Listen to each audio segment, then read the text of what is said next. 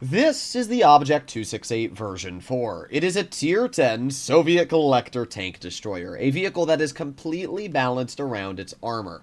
Well, I got news for you. Next update, this vehicle is going to be losing a massive amount of its capabilities. And if you own it, I would highly recommend to start playing it now, before the next update. Why? Well, there's two major changes arriving to the game. First of all, enhanced armor is losing 8% of its capabilities. So that means instead of getting 4% additional armor, you are getting 3%. That might not sound like a lot of a difference, but that's 25% of its effectiveness. That's a lot. And it means that for a vehicle like the Object 268 version 4, which is completely balanced off of its armor and running enhanced, that's going to take away a decent amount of its lower plate and overall superstructure capabilities. But it gets worse for the vehicle, because Wargaming is also buffing calibrated shells. Calibrated is now going to deal an additional 3% pen on AP and most notably, heat ammunition. That means tanks like the 113 or even Object 777 are now going to have over 380 to 90 millimeters of pen when loading Cali. That is insane. And even vehicles like the Object 260, known for their pretty poor pen at 340, are going to now be sitting upwards of like 355 to 60-ish mils of pen. Yeah. So when you compare the less armor on the 268 version 4 with the more penetration against you, this tank is getting mega nerfed, in my opinion. If I were Wargaming, I would buff the armor on this vehicle, but I don't think that's going to happen. But yeah, very, very bad things when it comes to the 268 version 4. Now, do I think the vehicle's going to be bad? No. The major capabilities of this tank are still going to be strong. It'll still do good against any lower tier tank, and higher tier vehicles that run gun rammer are still going to struggle to pen you. But the gun's accuracy is definitely a pain, and when you pair that with the fact that it's basically balanced around the way this vehicle's armor works, it's definitely going to be a bit disappointing to see this tank get nerfed. But I'm not really the biggest fan of the V4. I think it's fun, but I don't really play it that much to, get all disappointed now that it's getting changed. But it still is a little disappointing to see this actually happening. Now, I want to make it past this Contracaro, but he's making it very hard to do so. Alright, here we go. And we're able to make our way up the hill. We have a no camo VK-72. Our entire team is going to town, which is not what I want. Oh boy. Well, this is a classic World of Tanks team for you. I have a feeling the enemy team is going to be making their way over to base A. In fact, we have an E5 in front of us, and that's not what I want. E5's probably going to cut right through my armor. There's nothing I can even do about it. We can shoot an HE, and there you go. Oh boy, 27 damage. We got him good.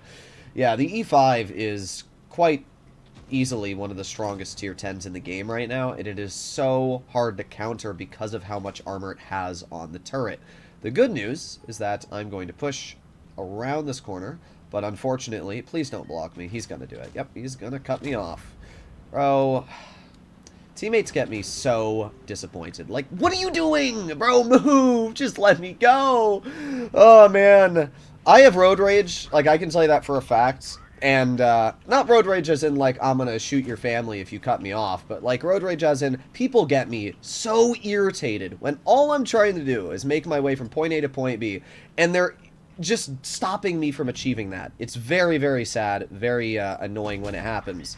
But now that we are in position, we are getting good shots out. We've gotten a shell into the enemy, Hori Type 2, and, yeah, we're doing pretty solid right now. I'm going to focus the T30 if I can. There you go. 813 damaging shot.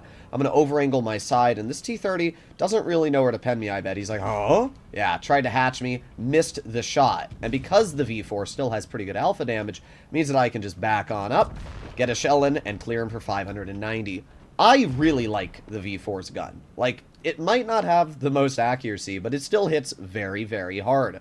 And it's one of the few tank destroyers that actually has a lot of armor that also hits very hard. You can see, though, accuracy-wise, it does take a decent amount of time to actually aim in. But when you do connect a shell, it hits pretty dang hard. That was a 640 roll into the enemy Super Conqueror right there. We're going to chill in this current position we're at. 3, 2, 1. At this point, we're definitely going to be able to hit the Super Conk. And there you go. 657 damaging shell into his tank. That puts us at the 4,000 damage mark at this point, which is obviously pretty dang solid.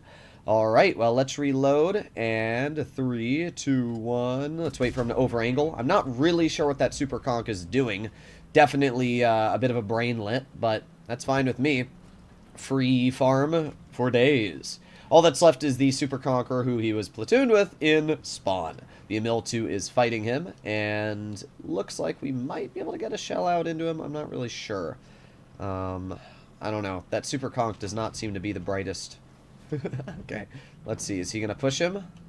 No, he's just going to sit there and let the Badger aim it on his rear. Interesting.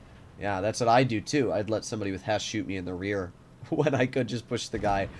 Well, pretty good game. I can't get mad. I did want to get one more shell out there, but not too much of an issue. So in a result like that, the game would not change. The V4 now will be just as effective as it is next update.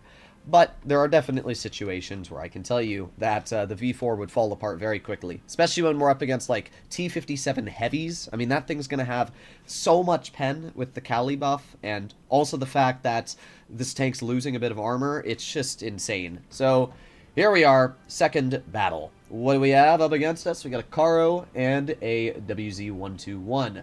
Both of those tanks will struggle to pen me. The Karo does not have enough pen to cut through my lower plate.